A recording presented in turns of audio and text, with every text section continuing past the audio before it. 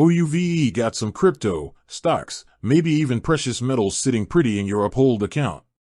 You're feeling good, maybe even a little flush. But then, the thought hits you, how much of this can I actually get out? Like, into my bank account, my wallet, real-world spending power? If you've ever found yourself staring at your Uphold balance, wondering just that, you're in the right place. See, Uphold's a cool platform, offering access to a ton of assets, but navigating withdrawals can feel a bit like deciphering a cryptic message.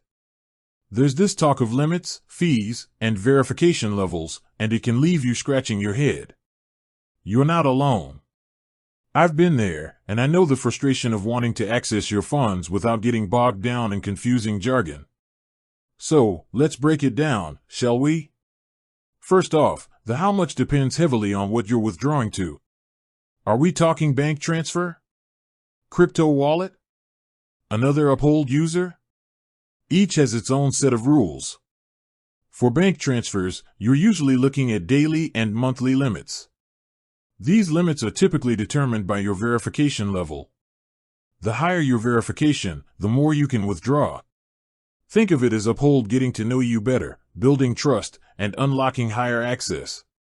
Now, these limits aren't fixed and can vary depending on your region and the specific bank you're using. So, it's always best to check your Uphold account directly for the most accurate and up-to-date information. Crypto withdrawals are a different beast altogether. Here, you're dealing with network fees and potential minimum withdrawal amounts, which depend on the specific cryptocurrency you're moving. Bitcoin, Ethereum, Litecoin, they all have their own quirks. Plus, you need to consider the network congestion, which can impact transaction speed and fees. And then, there are those Uphold-to-Uphold transfers. These are often the quickest and cheapest, sometimes even fee-free. But, of course, you're limited to sending funds to other Uphold users. Now, let's talk about those verification levels for a moment.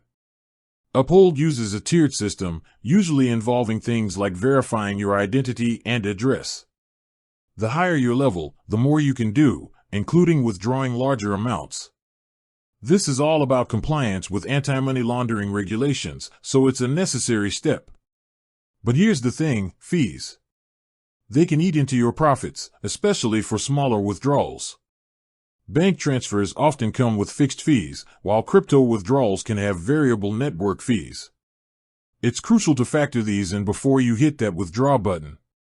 And don't forget processing times.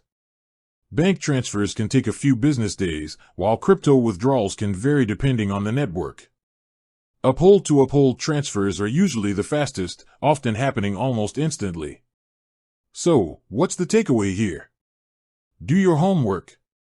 Check your Uphold account for specific limits and fees. Know your verification level. And most importantly, understand the nuances of the withdrawal method you're using. Remember, Uphold support resources are your friends. If you're unsure about anything, don't hesitate to reach out to them. They're there to help you navigate this stuff. Ultimately, the answer to how much can I withdraw isn't a simple number.